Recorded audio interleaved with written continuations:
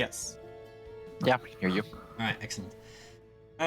So today I want to talk to you about Ragnaros, about his builds, about how you should be playing him, and I'm gonna show off some tips and tricks in game, as well as what you can expect from your hero, what your role in the team is, and how to optimize your hero, of course. So I'm gonna give a quick overview of what Ragnaros brings to a team and what he does, why you should pick Ragnaros over other heroes. I'm going to go in depth about every ability. I'm going to show off the 4 Ragnaros builds. And then I'm going to go a bit into when his power spikes are and other miscellaneous tips. So, Ragnaros. Ragnaros is often played as an offlaner or a solo laner, depending on how you want to call it.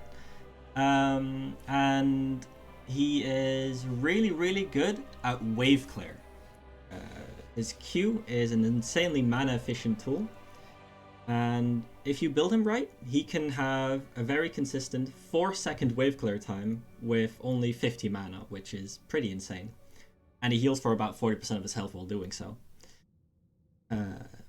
Ragnaros can also be played in the 4-man, which I have been doing in Masters Clash more often recently.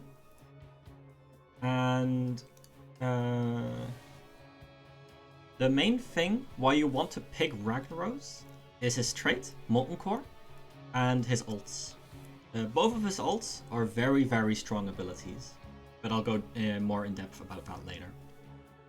The main time when Ragnaros is very happy is when he is able to double soak, because his wave clear is so strong. And in fact, he can even bully a lot of established double soakers like Zul out of double soaking, which is really cool.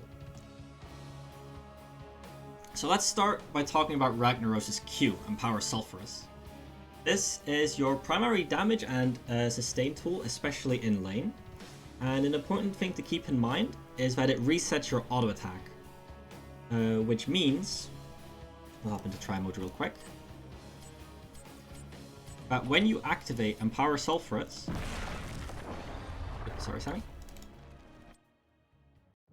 your next auto attack will be instantaneous, and this can be used for surprise burst damage, as well as optimizing your wave clear.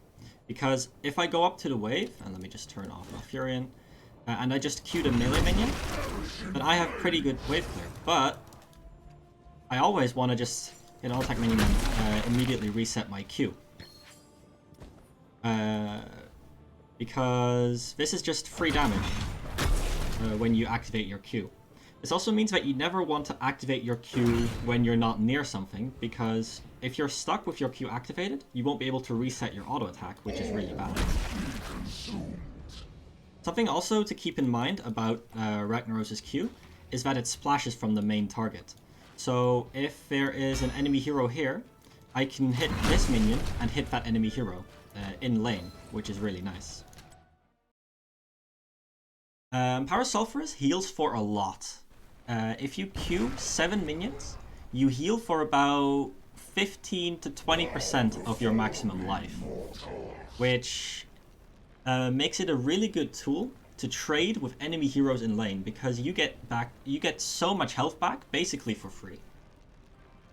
Ragnaros' next basic ability is Living Meteor, and I often see this used as a poke tool, but it is outside of W build, it's actually not very good in that role, because Ragnaros' W is very unreliable. It's very high DPS, but it's very easy to sidestep because it rolls in a certain direction, and it actually moves pretty slow. So when you get hit, you just move to the side, and you can't, and it basically does nothing. However, the way to use Living Meteor is as a finishing tool. So if I get an enemy hero low, which I'm not going to do against Sulfurous because he's way too high health, when they start running away, say an enemy hero is running away from here to here, I can W them when they are walking away, and they will either be forced to walk back into me, or they will take the W damage, which often is just lethal. Let's see if this bot actually runs away. No. But this is the primary use case for W. You don't actually use this often in lane because it costs a lot of mana. But you can use it to set up your wave. And what I mean by that is if you are very early in your lane and the enemy minion wave is still walking up, you can W with the wave and they will run along with the W, which gives you really good wave clear. But keep in mind, if you have the opportunity and the time to just use Q, this is way better because you get a lot of health back for doing so. Next up is Blast Wave, which is Ragnaros' only mobility tool, and if you build level 4 E on Ragnaros, it's also his only CC tool outside of Sulfur Smash.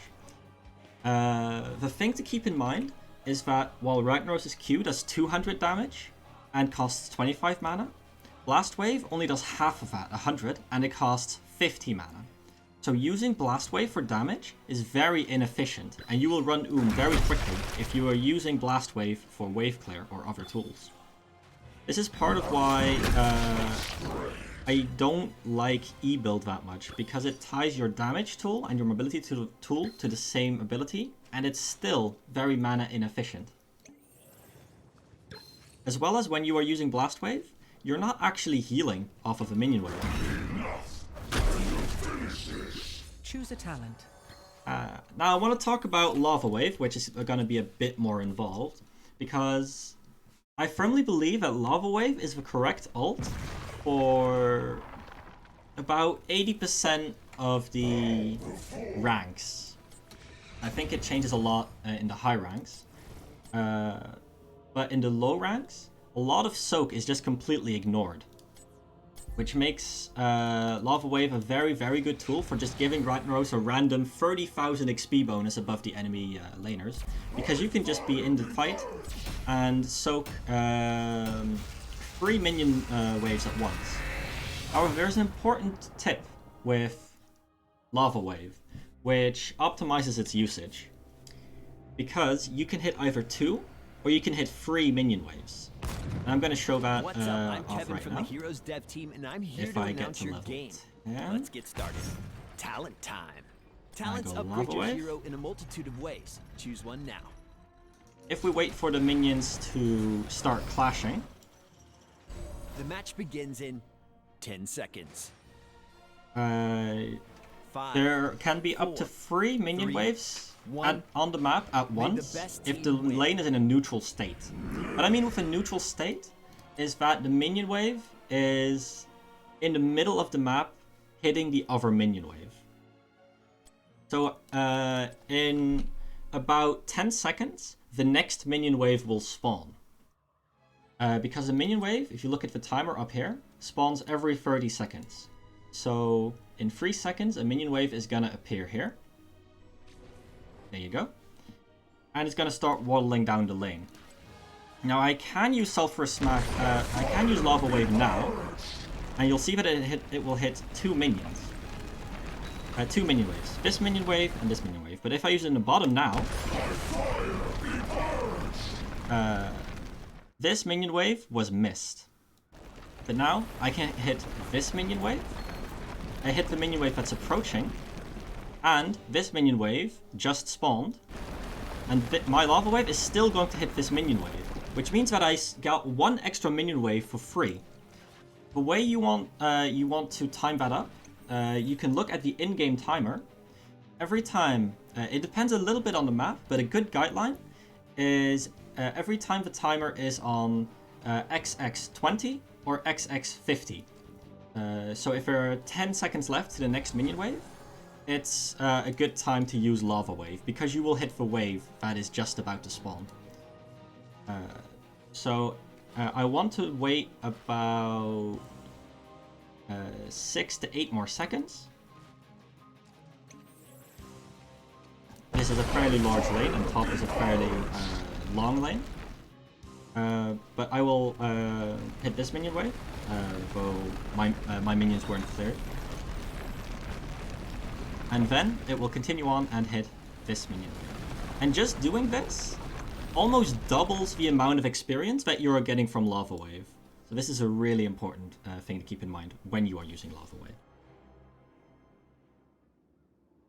The other ways to use Lava Wave are you don't have to use it as a global soak.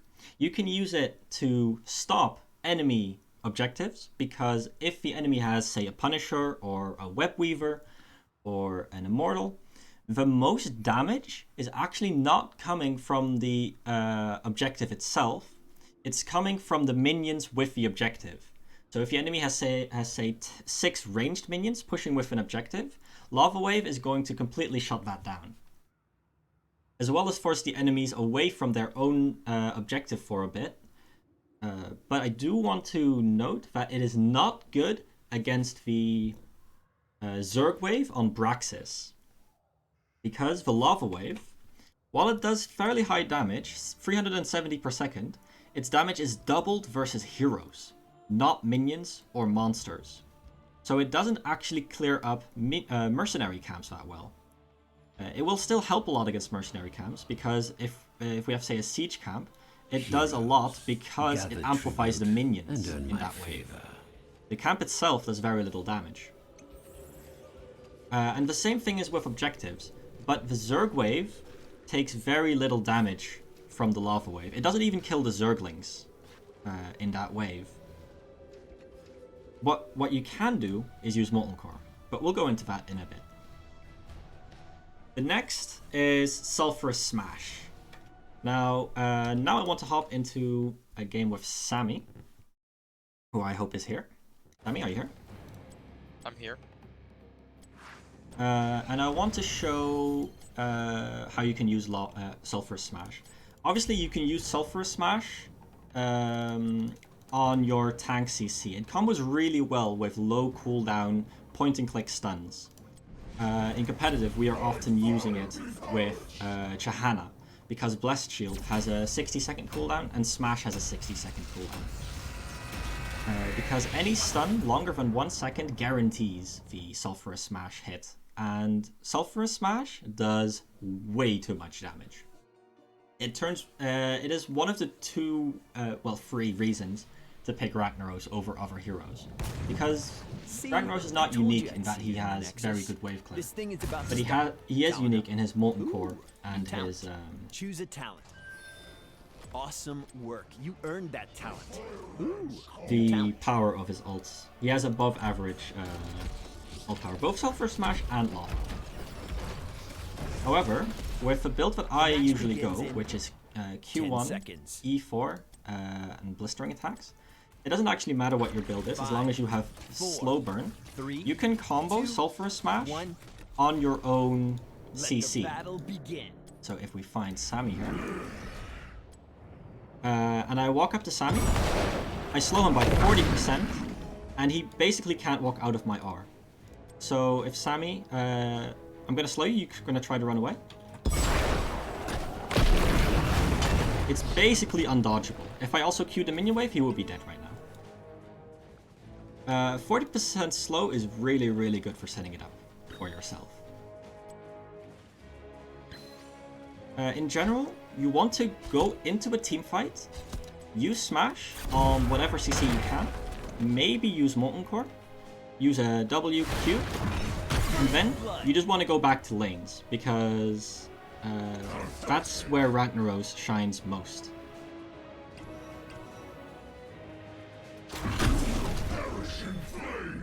So now I want to talk a bit about builds. The most commonly played build is E-build. People say it is very good in fights, and but there is one big penalty you have to pay for going E-build, and that is that you are tying your mobility tool to your damage tool. And as we talked about before, the E is a fairly mana inefficient ability.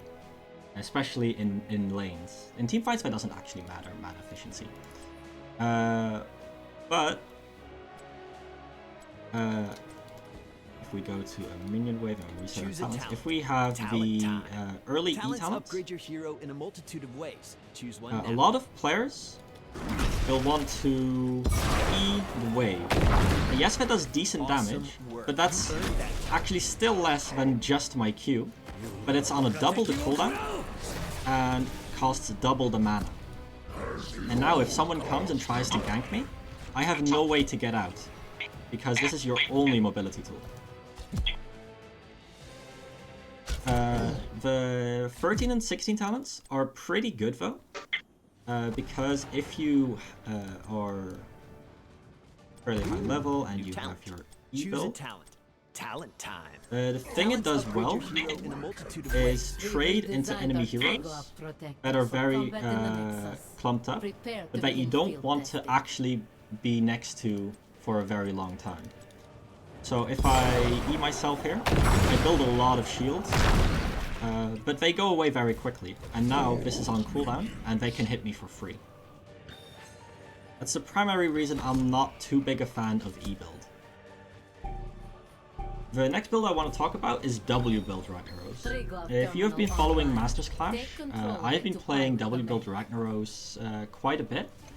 And the place to play W build Ragnaros is not in the solo lane, because your Molten Power, the level 7 talent that recently got buffed, requires you to hit 5 living meteor hits to reduce the cooldown. And reducing the cooldown from 12 to 5 seconds is a really, really big deal, because the meteor itself, if you have W1 completed, is around for 2.5 seconds. If the cooldown of Living Meteor is 5 seconds, that means for half of the game, there's a meteor rolling around, and this does very high damage. So, awesome work. It is possible to choose a talent. Ooh, new talent. Talents upgrade your hero in a multitude of ways. Choose one now. Meteor on one target and get the cooldown reset. However, Hanzo has to stand still for this, and I have to W from the very far edge. If Hanzo walks down when I W him, I will not get a cooldown reset, and I will be very sad with my W. And as we discussed before, this is a tool in lane you mainly want to use as a finisher. But if we have the quest complete, and I'm just hitting an enemy team that's clumped up, this is very high damage for me, because I can just keep spamming the W, and especially with W16, I can very surprisingly kill Hanzo. Nice job, team. Because it does so much damage. Now Hanzo is a bit under-leveled because I accidentally set it that way. But I hope the use case is clear. This does require quite a lot of stacking onto W1.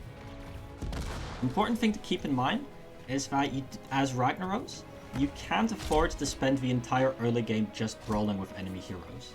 If I'm missing this entire minion wave, and I'm missing this entire minion wave, as Ragnaros, I can clean this up very quickly. If I'm spending all my time hitting Sammy here, I'm not actually using my hero to his fullest extent, and I'm missing out on a lot of XP. Because even with W build, you only need to Q the minion wave twice, and auto attack for ranged minions once. To full clear the wave from level 3 onwards.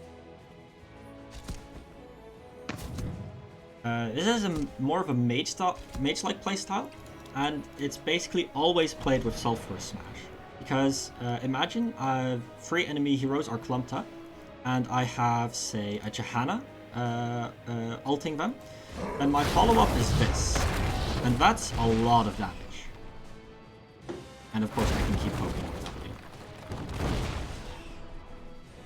The next Ragnaros build I want to talk about that is fairly popular, but that is a bit counters itself in what it wants to do a little bit, is Q build Ragnaros. And what I mean by that is specifically Q7. Awesome work. You earned that talent. This is also often played with Catching Fire, which I think is not a very good talent upgrade your by hero itself. in a multitude of ways. Choose one For now. reason for which I will explain in a bit. New talent. Choose a talent. But this Talent build in lane, you cannot play this build in the format because you cannot stack on minions if there are 4 enemy heroes hitting you. But if I am in the solo lane, I don't have a level 7 talent. I need to be in a team fight in order to actually have a level 7 talent. And then it's pretty decent, but I am gimped for most of the game. And not picking slow burn means that you have a very hard time actually dueling enemy solo laners. I will elaborate a bit on this after the builds. The build that I go most and that I recommend you to play is this build, which is Q1, E4, auto attack 7. Usually you want Tempered Flame, but you can pick Q13, Q16, and Heroic Difficulty. The reason for this is if I'm in lane, and imagine this Hanzo was someone that could actually lane instead of, a Hanzo. Dummies, reset cooldowns. Talents. New talent. Talent time. Choose a talent. Talents upgrade your hero. If I have my Q quest completed, I can go up to Hanzo, slow him with my E, and he takes so much damage while being slowed by 40%. If I get into melee range and I confirm my 40% slow, there is very little the Hanzo can do. Let you teleport and show that again. So if someone is overextended, I can E onto them, auto attack, and finish with W, which they have to walk into, because if they go down, I can hit them. They have to walk straight away from me, especially when they're slowed. You can respawn yourself, Simon. And of course you can also do this one. The E into R. If you get a kill with this in lane, it's gonna be really, really good. The next thing I want to talk about is actually stacking up your Q1 talent, which 2 builds use. Because awesome work. The rough estimation of when you should finish Q1, if you are solo laning, it should be about 4 minutes. If you are double soaking, you can complete this in 2 minutes. And the general pattern you want to be using is this. I hope the minions actually reset their strength. Else I'm going to get crushed by minions at minute 10. Minion scale with time. Also, we'll have to start a new game. Back. These are unleveled minions. Okay, nice. If I'm uncontested in lane, you want to be fairly high up in lane. W with the minions. And trim the lane. And not kill the gloat minion. And auto attack all of the melee minions until they die to your Q. I got 6 out of 7 potential stacks in that lane. Early game, it's perfectly fine to use your W for hitting the wave in this build. It also speeds up your double soak very much.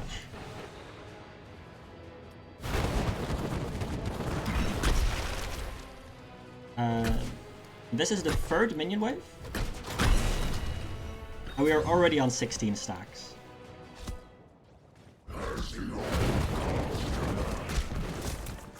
As you can see, I'm tanking the minions myself, luring them back onto each other, I can splash onto all of them.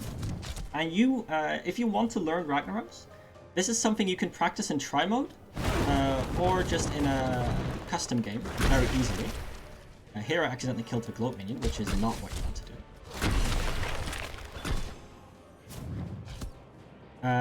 And the first minion wave spawned around 11:30. So we finished our quest in about 1 minute 30. Which is very... But once you have your quest completed, the damage of your Q is increased so much that... Hanzo, please hit me. Just scatter me. Okay. That a single Q on a minion wave heals you for almost 30% of your health.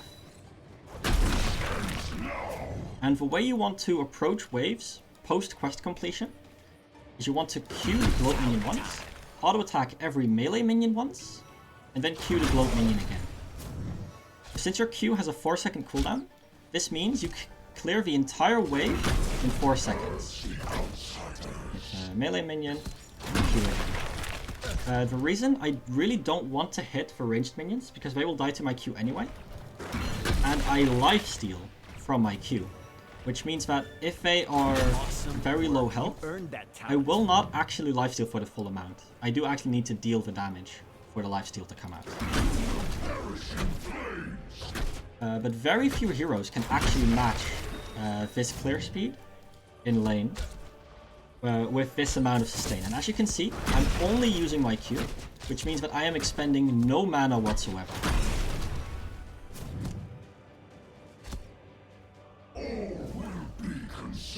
And there's one thing we haven't talked about yet, which is Molten Core. If we go ahead and kill this structure real quick.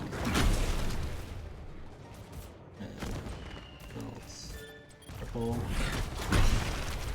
Your killing spree is over. Nice work there. And we turn our damage back to normal. If we are level 10, also level 10, talent time. Then we have a combo we can do with Molten Core. Molten Core sets itself up for a perfect Sulfur Smash. Upgrade your hero in a multitude of ways.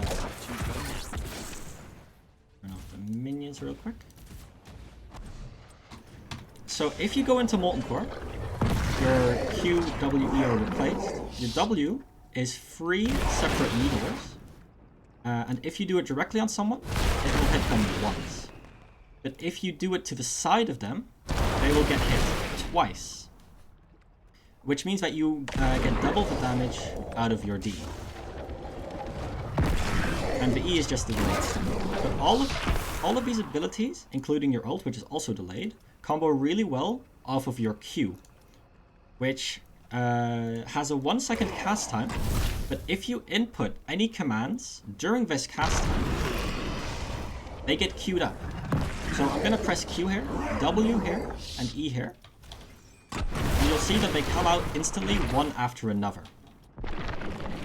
Now you can abuse this by pressing Q, setting up your W and your E and your R immediately afterwards, and that looks like this.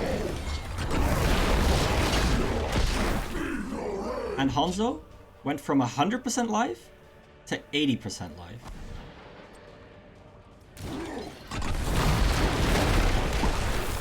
Which is a lot. Now it's 90%. Choose a talent. Awesome. At level 20, you get heroic difficulty, which increases your damage by 25%. But what you may not know is that that includes Sulfur Smash. So if I am in heroic difficulty, and I just ult Sammy, that's more than half of his health, just because of the 25% damage bonus. So if Sammy returns to full health, if post 20, I catch an enemy hero, they're dead. Within the 1-second stun time, and there's very little they can do about it. This combo is your game winner. And even without Sulfur Smash, it still does a lot of damage. Obviously a lot less, because Sulfur Smash is about half of the damage of the other abilities. Another thing to keep in mind that a lot of Ragnaros players don't actually know. First of all, your W, E, and Q abilities in Molten Core do 25% bonus damage to minions, mercenaries, and monsters. So if I E Sammy here, it's dealing 781 damage. If I E this camp, it's dealing 937. This means that splashing onto minion waves that are attacking you clears them very, very quickly because of that damage bonus. But also, Ragnaros' E does not hit structures in Molten Core. There is no point to using Explosive Rune on structures at all. Meteor Shower and Molten Swing both hit structures, but Explosive Rune should only be used on enemy heroes and enemy minions when you are trying to, for example, end the core. I think that is the main things. Ah, yeah, so one more thing. If enemies are pushing into your thing, can you spawn a Trickle Off Protector? For yourself, Simon? No. Nope. Oh, because your objective is up. Oh. If you want to use Molten Core when there are enemies pushing in, you want to make sure to Molten Core before your gate is dead. Because when Molten Core takes damage, yes, it has a lot of health, but it drastically reduces the duration of Molten Core if you are taking damage during it. So if you still have a gate, you are using Molten Core to hit enemies behind the gate, it is a lot more efficient and a lot more effective at stopping an enemy push. So Sammy has to protect her, and I Molten Core. I can kill the minion wave, hit Sammy at the same time, but now that he can hit me directly, you'll see that my Molten Core starts going away very quickly. And this is also what you should do against the Ragnaros in Molten Core. Just hit him, because he will evaporate very quickly.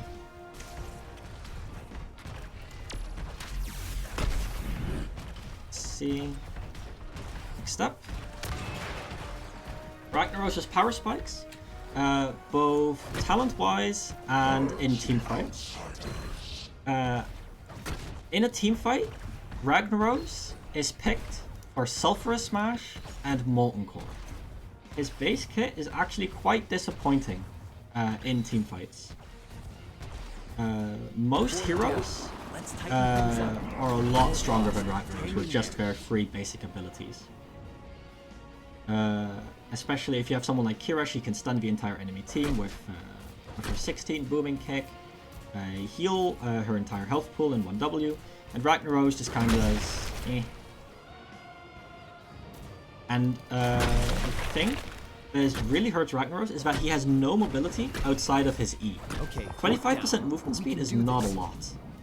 It's very easy to catch a Ragnaros out in lane or in a team fight and just bully him.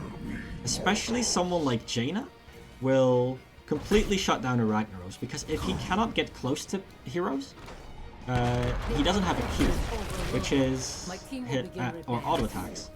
Ragnaros' auto attacks are one of the strongest in the games, but if he can't use them, a lot of his power is tied to them, especially with the reset. But in a team fight, I don't have to actually walk up, because if there is a team fight happening on this objective, I can just be using my abilities. Sulfur Smash increases in range when I am in Molten Core, so I can use it. It doesn't cost mana as well. And then, when I've used that, I tell my team, I'm back to lanes, because top lane is pushing in right now. Bot lane is pushing in, we're left behind, etc. And if the enemy doesn't match Ragnaros, you'll have had an impact in the team fight, and you won't have dropped any soak.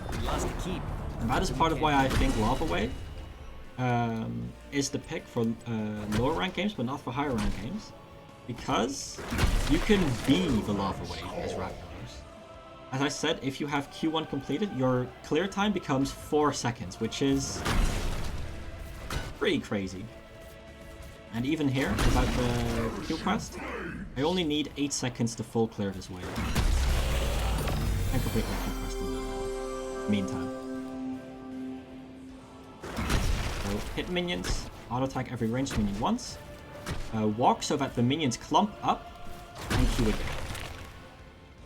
Hitting all of the enemy minions with your Q is the secret to strong rag play, because you get a lot of health back, you are very mana efficient, and you clear the wave insanely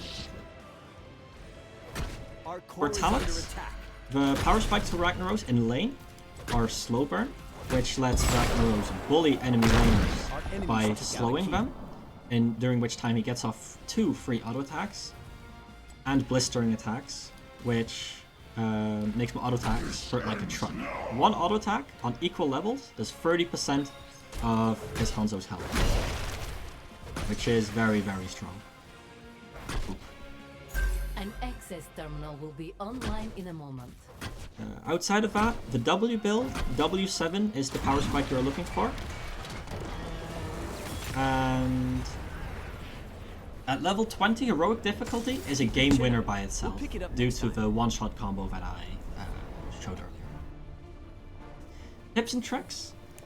You want to focus on your strength. You don't want to be tied up in the team fight for too long, because the thing that Ragnaros brings is really heavy macro pressure. He clears lanes very fast. He doesn't get bullied out of them because he has so much lifesteal on his Q. And he can even bully out enemy laners. You can use Blast Wave on your tank, especially if you have taken Slow Burn, to give them an engage. If you have, say, even someone with a slow of her own, like Johanna, if you give them a slow burn, they don't have to use their Q to slow the entire enemy team, and a 40% slow is better than a 60% slow that expires, that decays over 2 seconds. I see Blast Wave mainly as a slow for this reason. And as I showed a couple times, you can self-combo Sulfur Smash even without a team, just by using Slow Burn. Any questions?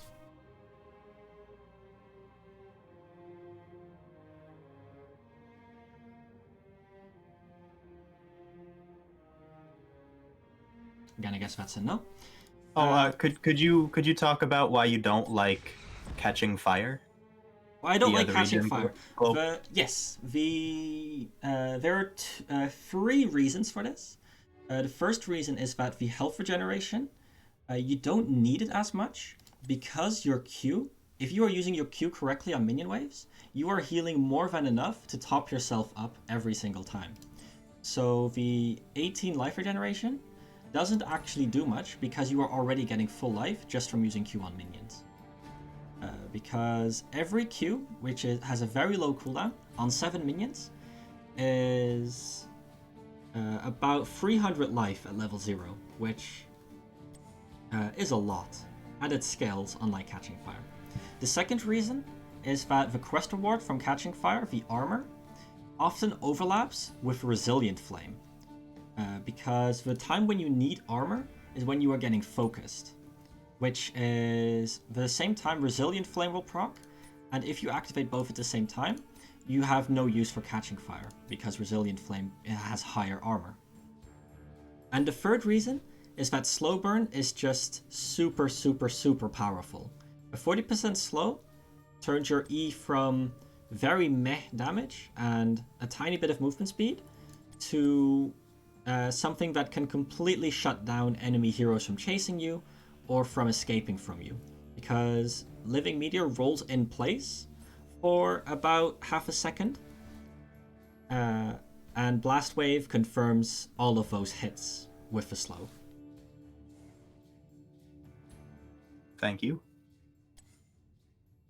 And Fire Ward is just kind of meh in comparison. Catching Fire will often outcompete Fire Ward if you need the survivability.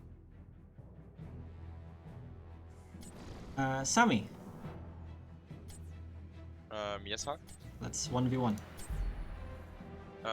Sure. I want to show how to play around point objectives, because I think it's should be clear enough how you play in a double soak situation. You hit the wave, you hit the enemy whenever you can, but you never drop any minions, and you hit the minions, Q the globe minion, auto attack the melee minions once, Q the globe minion, the wave is dead. But on a point map like Brax's Holdout, where Ragnaros can still be really strong, he can actually compete with a lot of enemy laners. Sammy's choice is Thrall here, and the main reason for that is that your Q just heals for so much. And you have a lot more wave clear. So Thrall, if we are just smacking each other with auto attacks, Thrall will beat Ragnaros every time. However, if I use the bush, so he can't Q me for Q me all the time, I Q the minion wave, so I gain more health back from him, I can put up a serious competition. And I clear the lane faster than Thrall. I'm going top lane, by the way. Sammy. So Thrall can struggle clearing the lane, as will a lot of other solo laners on this map. The like, match begins in even Zagara 10 or seconds. Imperius, 5, Artanis, 4, 3, 2, Samuro, even. But Ragnaros can clear the lane very fast, go to the point, see the enemy laner, walk out again, clear the lane, and they have to choose between getting the point or between getting losing soak and getting damage on their towers. So generally the way I approach a lane is play a lot around the bushes, because in a straight up walking at each other I won't do much. W the wave because I haven't completed my quest. And I don't actually care too much about the Thrall here. I'm trimming the wave so I can last the Q. And now that all of my minions are, all of his minions are dead, it's a lot better for me to trade into Thrall, because my minions are going to hit him at the same time. But I don't want to feed him free Q hits. So when there's no wave, I retreat, and when there is a wave, I need some health, so I'm going to Q it. Needs more health, so I'm going to Q it again. I need to auto attack to make range retreat times here. And I already have 11 stacks of Sulfurous Hungers, and I can trade very efficiently into the Thrall again. Now he will heal a lot from my minions too. Because it's so early, it's fine to tap. And I'm just gonna keep this process up. So I go to the wave, heal from it. Thrall can hit me if he wants, I don't really care. I'm gonna hit him back because I'm gonna heal from just a second. The minion wave, boom. I have 16 stacks of my level 1 again, and Thrall can hit me, but he cannot compete with my wave clear. So every time I actively trading with the Thrall, minions are hitting him, and he is crying. Because there's really very little he can do in this situation. Now I'm gonna hit Thrall, minions, more stacks, and this is before I finish my Q quest. As you can see, if you have optimal play, with a single lane, you can complete your Q quest in 2 minutes 30. Because I need 4 more stacks, the next wave is going to give those to me. As you can see, I've been pretty sparing with my WE, so my mana is completely fine, while his is at half, and he still isn't at full mana. Ooh, I actually missed that. Oops. Here I'm using my E when he has to run away. And now, he couldn't actually get the entire point because he would miss soak again. And that's what Ragnaros really wants to do. He wants to manipulate the wave, abuse this bush for vision. And I'm quite low, but I just have to Q the wave, and I'm back to a health pool where I can trade. Q the wave, Now I have my Q quest complete. My Q does 50% more damage now. And I clear the wave stupidly fast. I'm very low. I go for a tap. Next wave will be up in time. Because I want to be at about 40% health to be safe if Thrall roots me. Do the mini wave. And you can see my health pool just going back to full from 2 Q hits on the wave, while Thrall hasn't even touched me. I'm gonna slow him with slow burn, he can't run away from me. And I'm completely out-trading him just by using Empower Sulfurous on the wave every time and not using my W or E on the wave so that I can lifesteal for the maximum amount. Thrall's gonna trade into me again, and I'm just gonna Q the wave. And he doesn't have a wave anymore. While I've been hitting him all this time, I've just been splashing Q from Thrall onto the wave. Of course, it doesn't work as well if the enemy laner is ranged. Here, I think I can even maybe kill him. Failed to, and I'm playing very greedy. But if I aim my W a bit better, I would have killed him. Now, I know that he's still very low, so I can quickly go up, get a Q, go from 20% to 40%, and Q again, and I'm at half health. I was just at 10% health. This is how Ragnaros can win a 1v1. Any other questions, requests, or matchups you want to see? How do you quickly stack your Q if your opponent is actively trying to like bully you whenever you step up to set up the wave? Let's go into another game. Can you name a hero that you struggle to stack your Q against? No specific hero, really just in general. Like if I'm alone in a wave, Sammy, quit the pretty easy. But if there's someone else in my lane, I find a lot of the time when I try and frame it, as you said, get everyone really low and set it up, they just take the opportunity to hit me a bunch. What about like a Sonya or Malthael? Sammy, Sure, can someone you like that. play Sonya? Or Malthael? Or do you even play those heroes? No, I don't, but I can try. No, it's better if you're on something that you actually know how to play in lane. Versus Augur. Augur, sure. The simple way to explain it is basically that you can ignore the enemy laner for a lot of the early game. You don't let them hit you, and you don't try to hit them. What's up? All you care about is the state of the lane. If they are getting free auto attacks off on you, and you got 2 Qs off on the lane, that's fine. You got an equal amount of health back as that they dealt, and you probably splashed Q onto them as well. So I don't actually want to fight the enemy laner if they are able to bully me.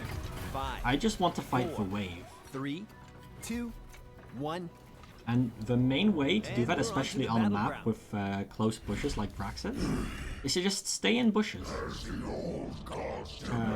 Hogger can hardly use all of his cooldowns just to check a bush. He can try, but he'll be very sad when I step away from his W and walk back into the bush because I know that he stepped up. Now I just Q the wave. I missed this one, so I have to hit it twice. Q the wave again. And Hogger is hitting my wave because he has to. Because he can be hitting me, but it won't do anything because I'm just going to heal it back up. And now I just chill. I don't have to push in the lane. There's really nothing to be gained from hitting these structures at this level. There's no objective to take right now because it's still early game. So I'm just going to chill in this bush. If he walks up, I'm going to step back, take this globe. And just hit the wave. Walk away from Hogger, walk away from Hogger, wait until my Q cooldown. Do the wave, walk away from Hogger. Here I want to last hit the minion, but they're too high, so I do this. W just for a tiny bit of damage, immediately Q after before they die to the W. And I have 10 stacks. Does that explain the general Yeah, I think concept? so. I noticed you don't auto attack the wave, which I think is probably what I'm doing wrong. I stay in. Well, there's no reason for me to auto. auto-attack the wave right now, because Hogger will auto-attack me back for free. Here I have to auto-attack these minions because they're too high health. You can just click on the minion and look at their health, if you want, and look at your Q damage, which is 207. But you can also just... if you play enough Ragnaros, you'll get a good feel for when a Q will or will not pass in. Right now this minion has 251 health, which is not enough for my Q. But it's fine, because I haven't hit the melee minions at all. My minion wave is not going to kill the enemy ranged minions, because the melee minions are still high health.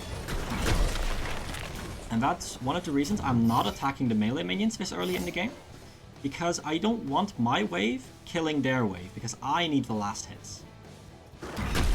So, Hogger is getting the point. In a real game, I would be contesting that a lot more, but I especially want to show off the stacking. Here, they have 2 health left, a bit unlucky. But again, I don't kill the melee minion, so my wave is hitting the... also, Hogger had to walk into me, so I use my W from him to me, so that he has to tank all of it.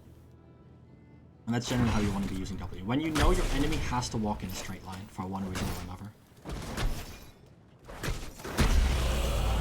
And here, 3 minutes, bit sloppy, still a very fast stacking time. You should aim for 4 minutes. And here I have a slow, which I miss.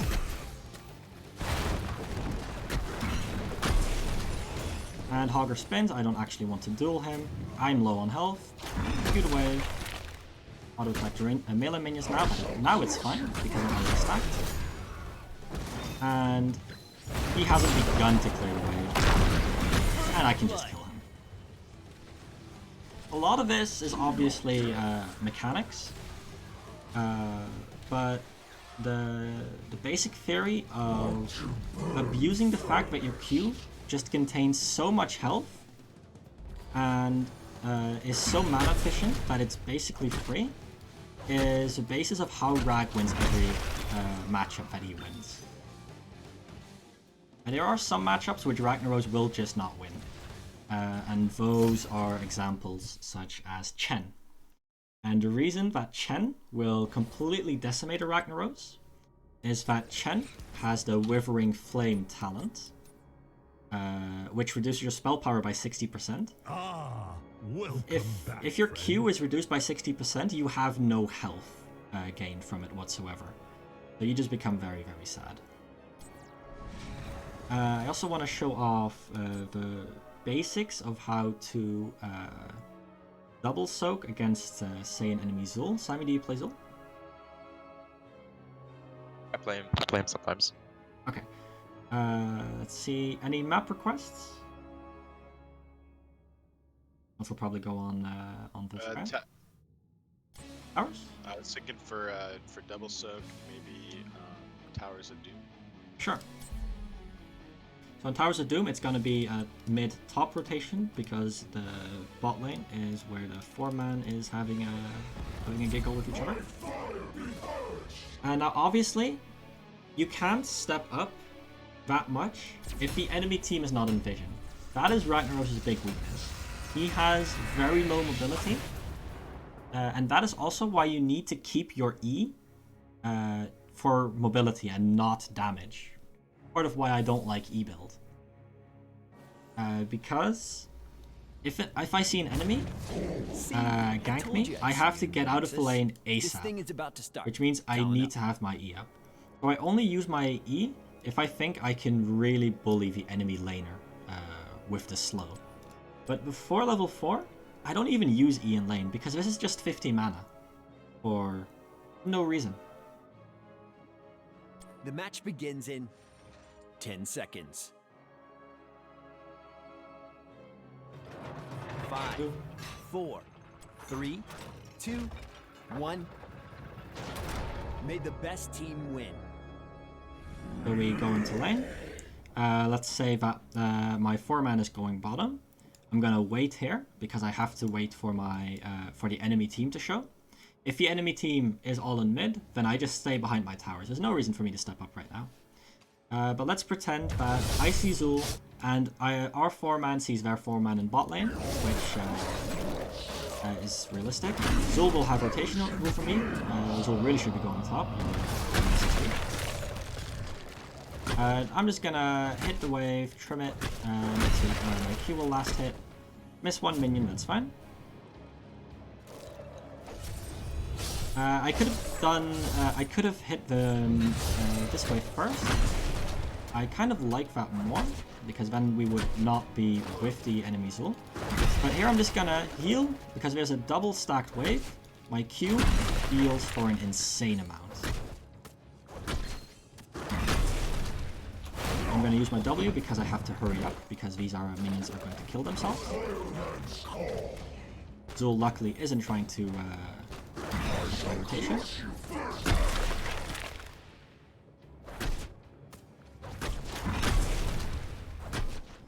I'll attack all the minions twice. Here I'm gonna use my E because it was gonna give me Q stacks.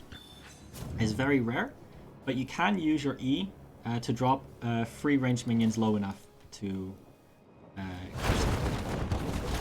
the reason I'm using W here is because I need a faster rotation. It will drain my mana, but it's fine in this case. There's no hard rules on when to use your abilities, but the priority is to clear the lane. And here you go, 2 minutes, Q stacked. Oh, this means I actually didn't die. Here I'm gonna drop 1 lane top on bullets. Because I can get rotational priority over Zul. I wasn't gonna catch that lane anyway. I'm just gonna hit Zul. I'll wait for that. And now, I don't have my slow yet, but I'm just gonna hit him. And got a kill. I have to hurry top because I dropped about 1.5 minion waves here. But Zul is gonna drop more, or the enemy team has to send ringers. I need to clear this lane very quickly because I am missing mid. So what I will do is I will W and Q. And that is the fastest lane clear I can have. The Raven Lord I didn't miss a single minion or so. I'm gonna go back to this.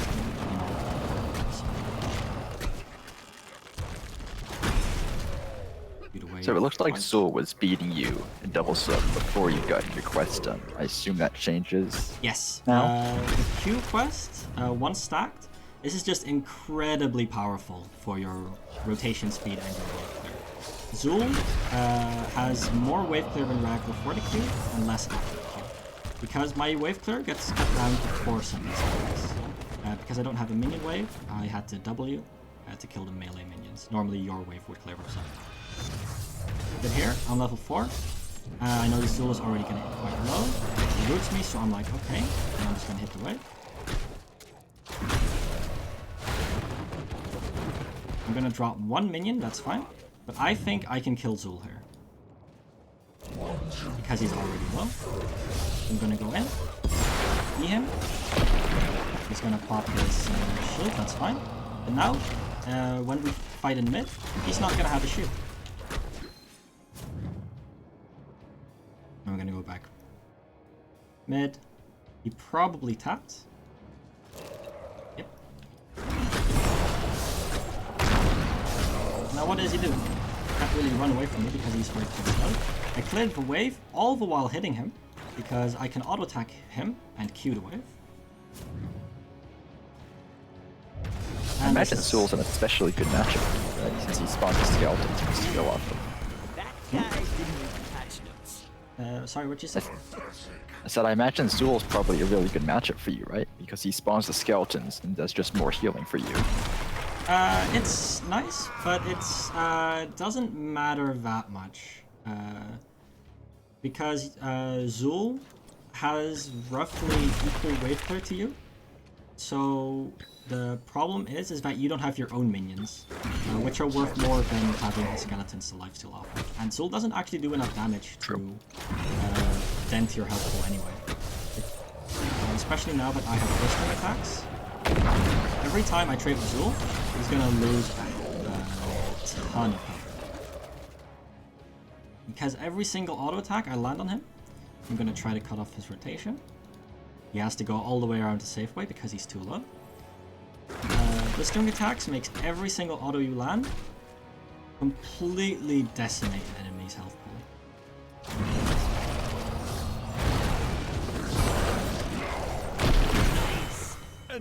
I got my W on the minion wave, which reset my blistering attack, so I got 2 blistering attacks off at once at Zul.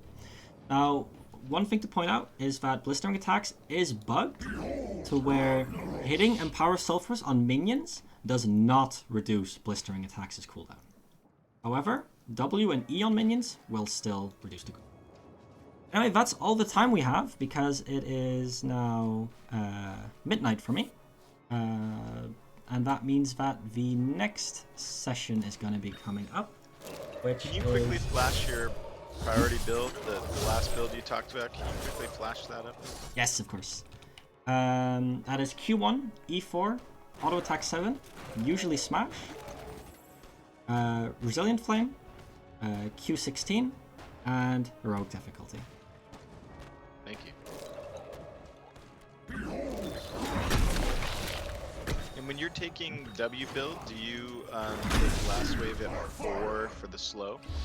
Yes, the W build that I take, you need the blast wave because the W build you are playing. You should always be playing the W build in the format, and having some CC from one of your quote-unquote ranged assassins is really strong because you can just blast wave either a minion or your tank to set up for your own team, which is very strong. Thank you. My flames will spread. Anyway, thank you for attending my seminar on our Lord and Savior, Ragnaros. I hope everyone thought I had useful words to say. Choose a talent. Yeah, totally. Your help with wave management, like the way you don't really hit the wave except with Q so you can heal, that's like super helpful. Yeah. That's great. I don't want to take up your time. You did it with midnight, but I do have more questions. Is it okay if I send them to you over Discord? I'm perfectly fine sticking around for more questions. That's perfectly fine. Just need to point out that the next event is happening. So if you want to pop over there, then go over there. If anyone wants to talk more Rag, then I'm gonna stay in here. So go ahead. Cool.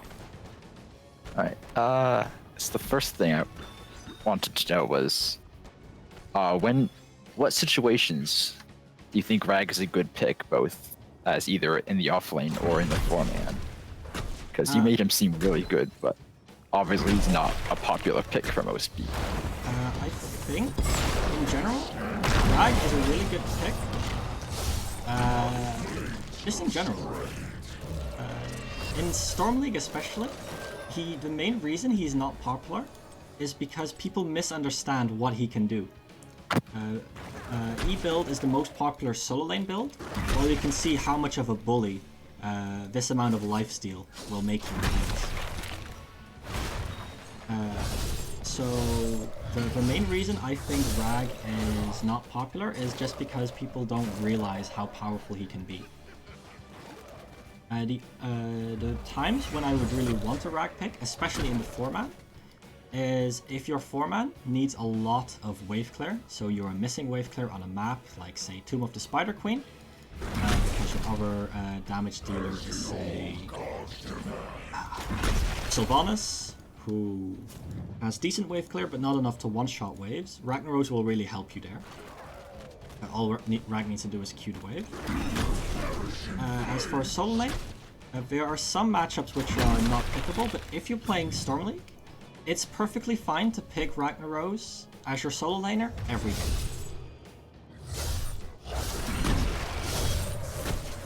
Besides Chen, say you're talking solo Praxis, what other heroes would you prefer not to play Rag into?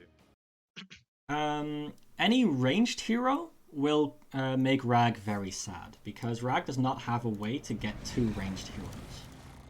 In the solo lane, that does mean he will get wrecked by Lunara, for example, or a much more common solo laner, Phoenix. Other heroes that he can struggle against are those with lots of repositioning. Especially in team fights, but also in the solo lane. You can struggle against someone like Alarak, for example. While Alarak is a very uncommon hero to fight nowadays, it's very hard for Rag to solo lane into him, as he will, because Alarak can force that fight where Ragnaros is just trying to hit the minion. And push you into his towers, for example. Deathwing is a bit hard. You have more wave clear than him, so you can just hit the wave, but you will never kill a Deathwing in lane. And for team fights, someone like Garrosh and, like I said, Jaina will make Ragnaros very, very sad, because if he gets thrown by Garrosh, for example, or he is slowed by Jaina, all he can do is Living Meteor and Smash, because he can use his E on allies, but he cannot get in range for his Q against the Jaina, because he's just too much, there's too much slows. But Ragnaros has a good lane matchup against a lot of heroes. He can maybe struggle against some unconventional picks that are mainly dueling, like Zeratul. But if you play your cards right, you don't let Zeratul hit you at all unless you are also hitting a minion wave, you should be fine.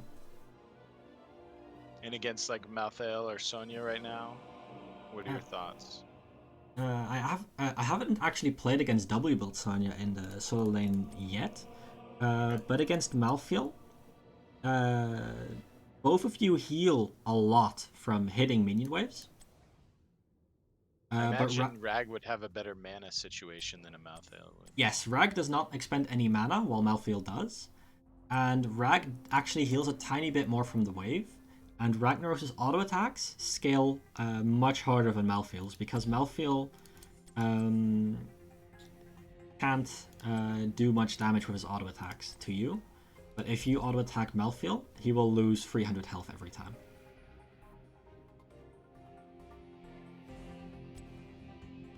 Seems like a lot of these matchups revolve around you hit their minion wave to get a bunch of healing, and then don't really stay to trade into them. Yes, that is is. Sort of wait till they die.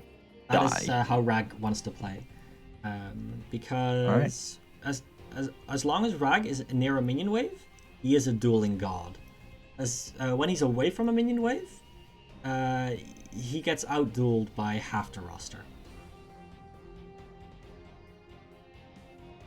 And that's all just because this Q is so insane when you are hitting 7 targets, or 8 targets with the enemy hero included.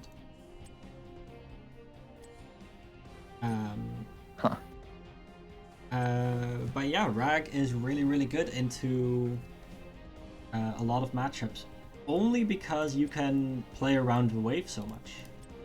This does mean that on some more open maps, like Hanamura, you will struggle, because a lot of the fighting on Hanamura doesn't revolve around the waves. On Hanamura, there are no bushes to go into as Ragnaros, which I was abusing a lot on Sabraxis. And the wave is very far removed from your towers. The lane on Hanamura is very, very open. So if you are queuing the minion wave and then you go back to your towers, the enemy has like 5 seconds to hit you, which is a problem. I would not pick Ragnaros on Hanamura, partially for that reason. Also because you have nothing to Molten Core.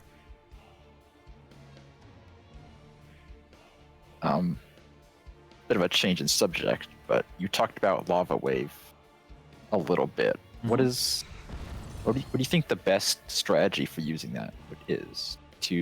I've been using it recently to just constantly cast on a single lane and shove that in. Mm-hmm.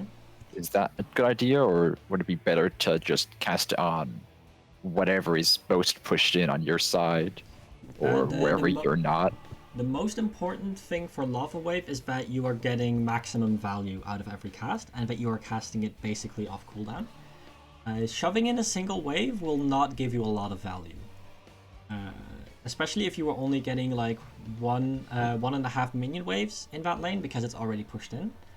You don't actually get a lot of XP, and you don't actually save a lot of time. But if you say you're on Cursed Hollow and your top lane just got pushed in, and the minions are all the way at your keep, you can hit 3 minion waves very easily. And keep that and reset the minion wave from their minions hitting your keep to your minions hitting their fort, which is amazing. Okay, so it's more about getting as much soak out of it as you can. Yes, because hitting the most minions also means you are de-pushing the most. And that is really the strength of Lava True. Wave. Personally, in my games, I cannot pick Lava Wave because I need a win condition. Lava Wave will win you the game if the enemy team is ignoring lanes, while Lava Wave is not. Because, you just casually get a 2, 3, 4 level advantage, and that will just win you the game. But if neither team is actually dropping that much experience, Lava Wave will do very little, except free up Ragnaros for a fight more often. But the problem with that is that Ragnaros isn't the best fighting hero.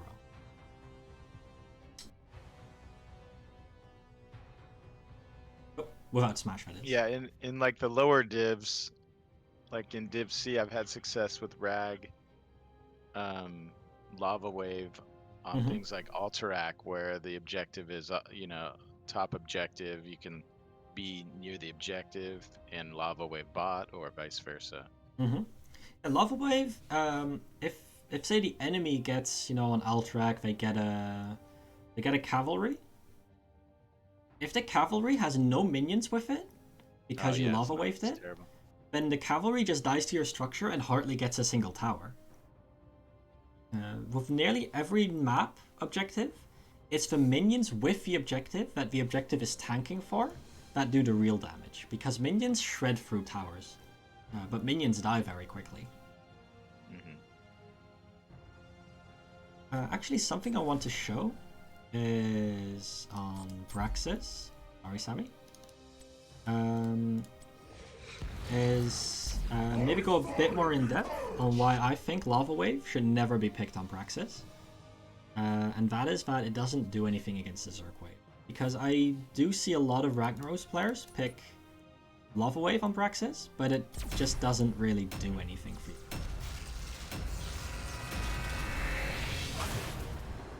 Sammy?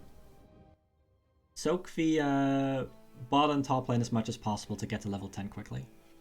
And then cap both options.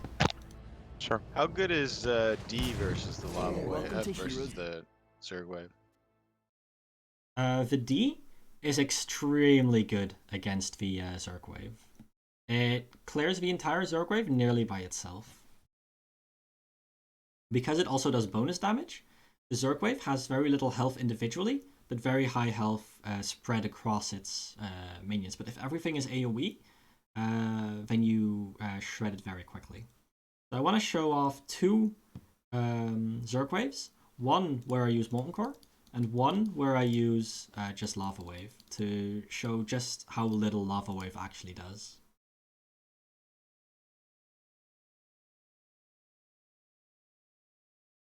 While we're waiting for that, what would you say is your strategy in team fights? Because as you said earlier, Ragnaros not really a good fighting hero. Do you just sort of look for a Sulfur Smash then leave? Usually, yeah. That is the main goal for me. You don't actually need to team fight that much as Ragnaros. If you have Lava Wave, because you can just put out, you know, if the enemy team is fighting over an objective and you get what's it called?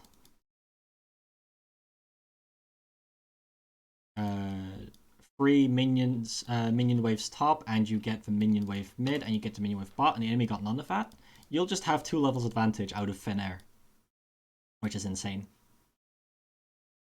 And then getting E on your tank to slow the enemies during a team fight is pretty good.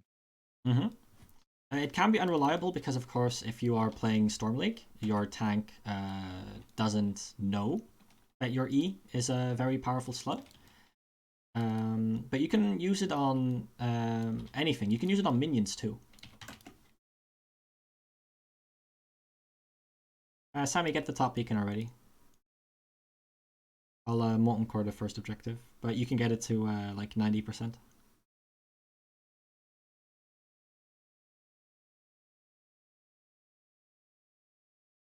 See, what was I talking about? Team fights. Not having to team fight because you can get value elsewhere. Yeah. If the enemy team is neglecting the lane, just pushing in waves with Lava Wave and yourself is a win condition by itself. Because if they are missing 2 keeps at some point and they're down 2 levels, it doesn't matter that they're winning every fight. Because they will have no push done while you have completely dominated the map. Oh crap. Okay, I can show off Molten Core anyway. So you want the Molten Core before the Zerg Wave actually gets to your thing. And you want to prioritize getting the E off on the Banelings along with 1 W hit, so that the Banelings don't hit your structures, because they are the main damage dealer. But you can see, the Zerg Wave is basically already 2 Ultralisks and 3 Guardians. That's how quickly Ragnaros clears the Zerg Wave. Just with Molten Core. It's pretty insane. Yeah. You were prioritizing the Ultralisks more than the Guardians there, right? Yes. Because I'm also hitting the Zerglings and the Banelings at the same time. Guardians, and at the point that I can choose between the Guardians and Ultralisks, I can just finish off the Ultralisks because they're that low health. Fair. Now we have to get to level 10 in the next OBG. It does take a while to get there because this map doesn't have a sandbox, which is disappointing. Sad. Yeah, I wonder why that is. Any other questions? Sure, I'll think of something in the next couple of minutes. You're on your W build, your 4-man W build. Mm-hmm. You could go over that. So it's W and then E, then W, E, W, whichever Okay. ult. But in W build, you really want Smash over Lava Wave, because you are actually your primary goal in W build. You are playing in the 4-man. You are trying to win fights, not just win the map. And Sulfur Smash plus W, and then the W rolls back, and then the Meteor Bomb explodes, is completely insane. I can show a clip of that in our one of our Masters Clash games, where I did that to win the game. In just a sec. I can find it very And then quickly. after, so at 13, 16, 20 on the W build, I can't remember what the talents are off the top of my head. So you got, On 13, it's Resilient Flame. If they have no stuns whatsoever, you go Cauterize Wounds. But if they have even 1 stun, you pick Resilient Flame. And on 16, you just pick W. and Meteor then Bomb you is still very take, strong. You just take the same level 20. You want Heroic Difficulty because this is the team fighting level 20. Okay. And you don't need Submerge because you're not actually getting focused because you're playing at range. You use your Q basically exclusively on minions in W build. And very sparingly too.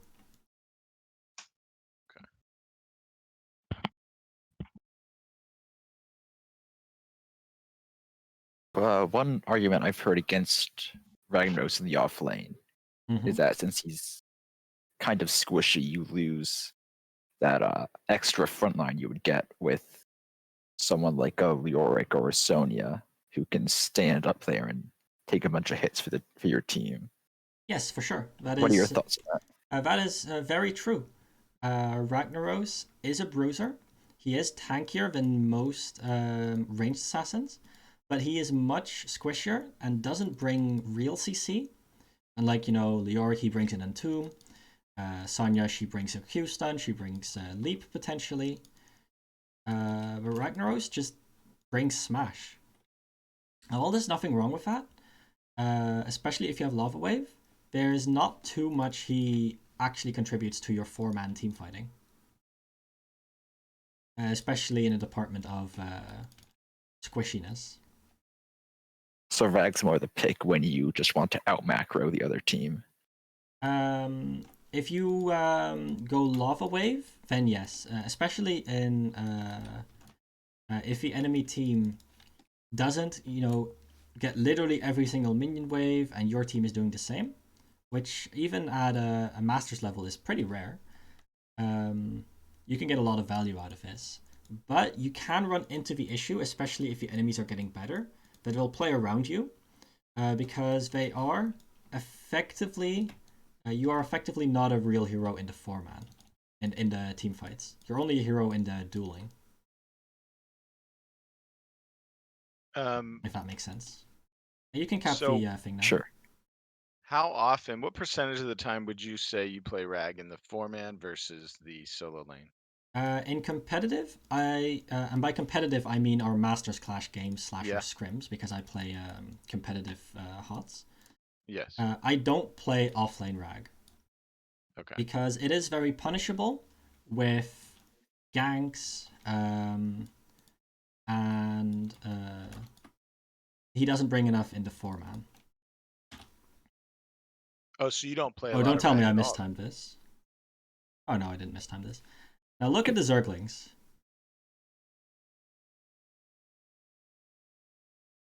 Dang. They're still alive. The Banelings are all still alive. Nothing. Yeah, it didn't do anything. Don't pick Lava Wave for the Zergling. It does nothing. Like my fort is going to die here, and when I Molten Core before, I saved my tower, and now if I try to Molten Core now, my Molten Core is just gonna die, because I'm getting hit by the Zerg Wave. This is never. You don't want a Molten Core when you're being hit. My Molten Core got no value basically. At that point, would you just give the fort in Molten Core the keep as they're running at it? If there's still a very big Zerg Wave, yes. If the Zerg Wave was already fairly decimated, no. So you said you had a clip where you used a W build to wreck? Yes. Okay, so let's just quit this game because I showed what I wanted to. Let me explicitly share this for audio.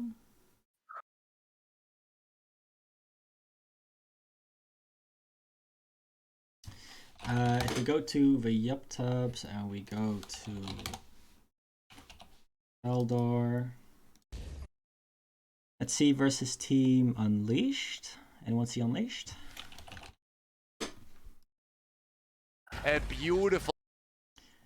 Does everyone have audio? Looking at 74, the Sylvanas push continues. They really want that keep. So The Blessed Shield is out. There's the follow-up with the Sulfuras. Uther is dead. Did not use his Divine Shield. And as you can see, my W now they're is on the chase. They're trying to get in the more, chase is very, very powerful here.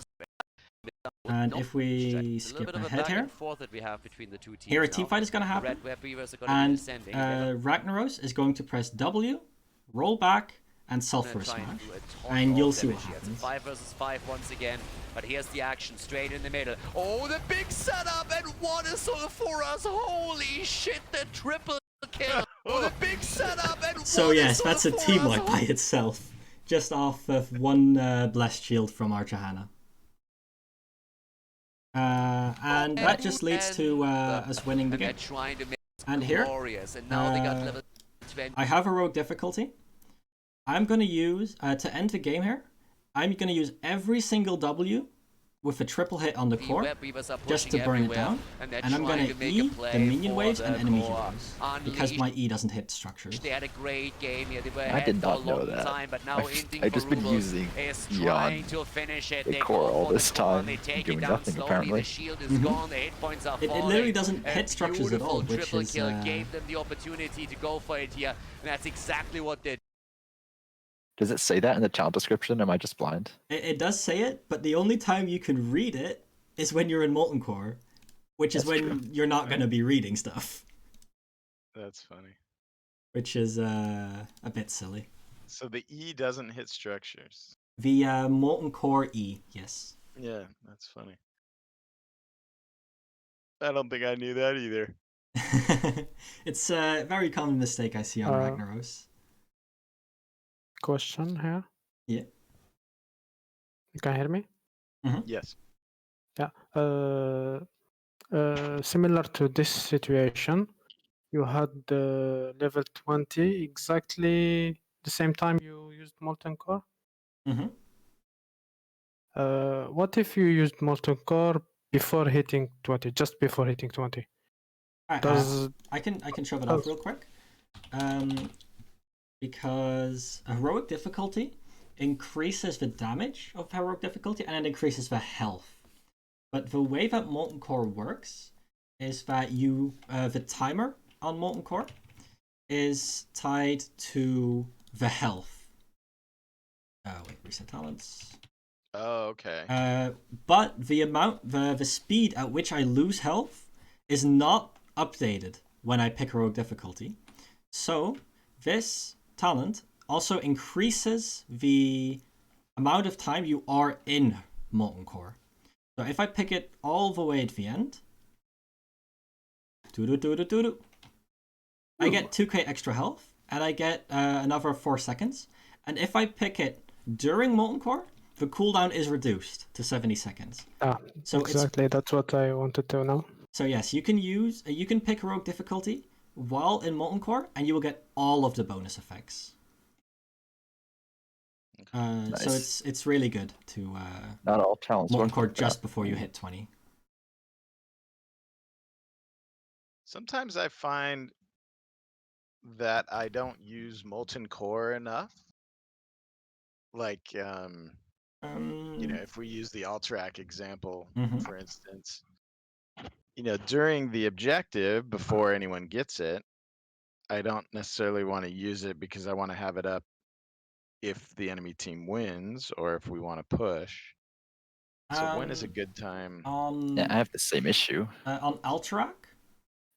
Yeah, or you could start with Alterac and then maybe talk about some other situations. On Alterac, the problem is that there is no big time to use Molten Core.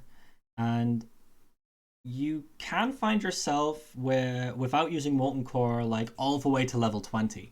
I've had that happen plenty of times before. And that's perfectly fine. I would recommend trying to use Molten Core for like scraps of value on a map like Alterac, just because there is no big moment to use it on. If you're on Tomb of the Spider Queen, you want to use Molten Core in mid when the web weavers are pushing up, so you can kill all 3 lanes as minions while the web weavers are up. If you are on Sky Temple, there is no Molten Core time. If you're on Garden, it's very hard to use Molten Core. If you're on Cursed, you can only use Molten Core to defend bosses and enemy teams. On Dragonshire, you can use it on the dragon, but you can't use it to win an objective. On Infernal Shrines, you usually want to use it during the objective phase, because the Molten Core isn't actually that good against the Punisher. Because when the Punisher leaps over your keep, and God help you if your team doesn't lure the Punisher over the keep, the keep isn't hitting the Punisher while you're a Molten Core, and your single target DPS is lower than the keep as Molten Core. Oh, good to know. So there isn't, as long as you can clear the enemy minions that are pushing with the Punisher, there isn't actually a point to using Molten Core. When you're at Sky during the Temple, upkeep. is it worth using to soak some laser shots? Gonna ask the same thing. On which one? Sky Temple. Sky Temple, no, it's not worth it. You tank maybe 3, maybe 4 shots. It is too long a cooldown for very little value. It's better to save Molten Core for when they're actually pushing in with, say, if you're solo laning top and the enemy gets to Bruiser Camp, that's a good time to use Molten Core on Sky Temple, because your Molten Core cleans up the Bruiser Camp completely. If you are, if the enemy team gets a boss and your gate isn't down, it's a good time to use Molten Core, so you can kill all the minions with the boss and try to get the enemy team away. But other than that, Molten Core will actually do nothing, and soaking tower shots does very little. So you only, if there is no big moment to use Molten Core on, it is fine to use it just for big enemy pushes. You know, if the enemy team has like a siege camp and like 3 enemy heroes pushing and you're only 2 people, it's fine to use Molten Core. And then what about like Volskaya during their objective? On Volskaya, you can hit about half of the objective with Molten Core. Okay. You want to use it to win the objective phase. It doesn't do that much against the objective itself. Right, right. So same on Infernal. We really want to use it to get the skulls. If your team, if you have communication with your team, if you're playing like some form of coordinated play as well, you can get your team to lure all of the skeletons into Molten Core range as well, and to fight within your Molten Core range. And Storm League, that's obviously a bit harder to. Other maps, Cursed is pretty hard to use it on. Bosses. Praxis, it completely ruins the Zerg wave, so it's very good here. Mm-hmm. And on Alterac and Hanamura, it's a bit harder to use. On Alterac, you can use it for the bosses, or you can just use it if the enemy team is pushing with the objective. You can use it to discourage the enemy team from pushing and kill all the minions that they're pushing with. Can you get 2 different waves on Alterac from a middle? No, they're too far. Using Molten Core to win the objective on Alterac, you can do that if it's on your side, but it's kind of hard. Mm-hmm. If the objective is on your side and you Molten Core mid, it's pretty good though. That's a good time to use it. Or maybe if you already had it ticking on their side, and you already had a fort down, maybe you could pop in and Yeah, the problem is the objective on the opposing end is is quite far away from you, so you don't actually like reach the entire area that's being fought over. What if you're popping into one of their buildings? Yes, down? when you wait, I'll show in game. What I mean. Again, this is not a map where we have a sandbox, sadly. And when are they going to give us a better Rag skin, by the way? Rag doesn't need no petty skins. I mean, it'd be cool to have like an icy Rag or something like that. What I mean is that if you are left side, this is the objective. The enemy team is going to get if it's on your side. Right. And but if you're on the right, if you're on the opposing side, this is the objective you're going to get. This is too long a distance for your Molten Core to like fully hit this entire area. What about from the top? Also too far. Yes, too far, and the enemy team can just turn around on your Molten Core. Yeah.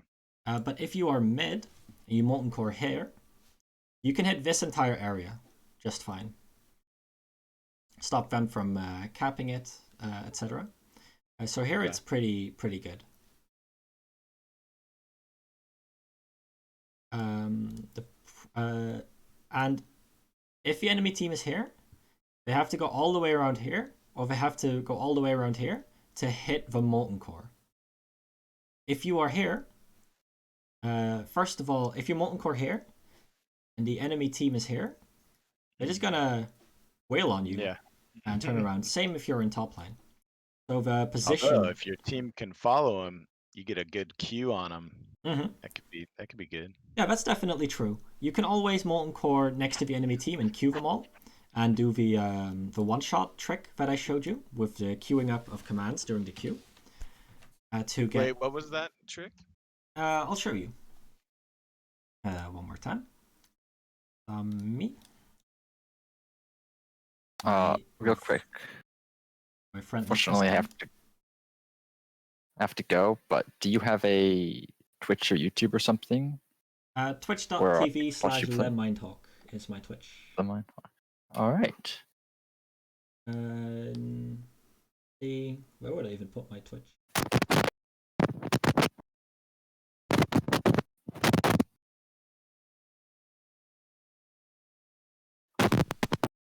This is my my Twitch. I don't stream super often, but you can follow me if you want to. All right, we'll do. Rag's one of the heroes I've been putting a lot of work into recently. He's a very rewarding hero if you master all of the intricacies of this kit. I'm pretty far from that, I think. But that's why we're here to learn. Yeah. All right. Well, thank you for all this. It's been super helpful. So unfortunately, I have to go. But of course, I'm glad to be of service.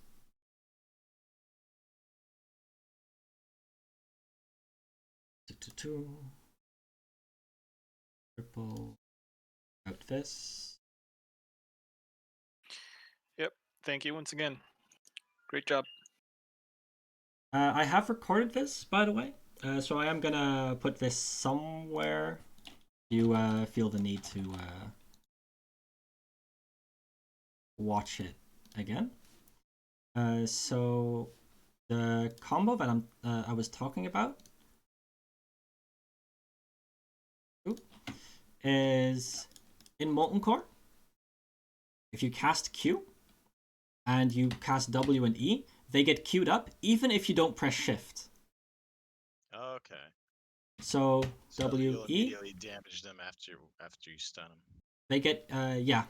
So what you can do, because your W hits 3 times, you can hit the same hero 2 times. Where the hell did Hanzo go? Hanzo, come back here. That's done.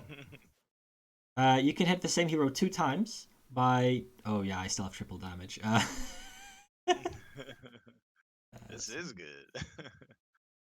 Molten Core is good, not quite that good though. You can hit the same hero 2 times with the same W by doing it to the side of them. If you do it on the middle of them, it'll only hit them once and do half of the damage, which is obviously worse. But the combo is Q, W, E, R. With the W to the side of them. So if we target dummy in here. Never target dummy anyway. It is W from the side, E, R. But we press Q beforehand, and it queues it all up. And it does very, very good damage. Enough to one-shot heroes like Hanzo.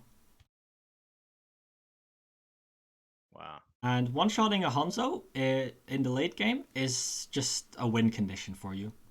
Especially since you can try this every 70 seconds. Yeah. That is pretty nice. One more slight tip is that if you're using Molten Core, and you're say, you de-push the lane, and there's nothing left to do, be sure to cancel Molten Core.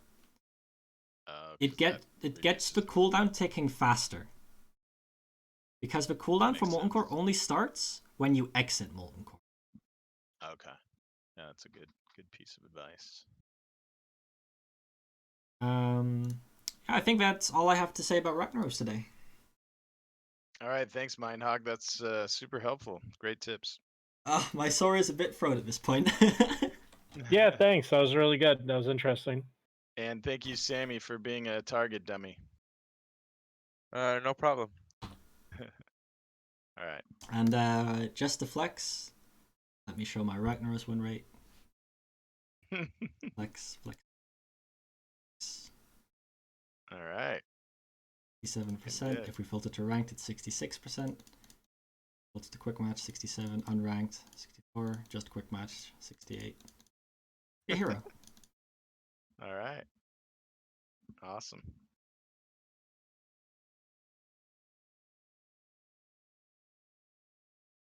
Ooh, it is at this point, as you can see, very late for me. 20 minutes, 10 minutes past, 0:40. Whatever time. So I am going to head off. I'm going to ask Velk where to put my recording. But thank you so much for tuning in. And yeah, I hope to see more Ragnaros in my rank games now.